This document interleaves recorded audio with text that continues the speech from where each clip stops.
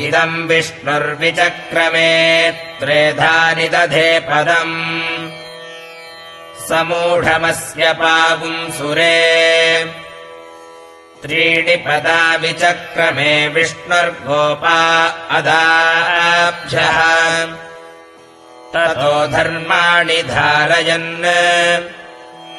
विष्णोः कर्माणि पश्यत यतो व्रतानि पस्पशे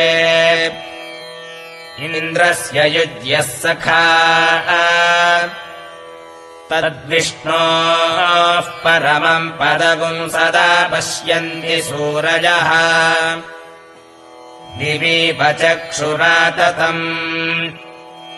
तद्विप्रासोऽपि पण्यवो जागृवागुंसः समिन्धते विष्णोर्यत्परमम्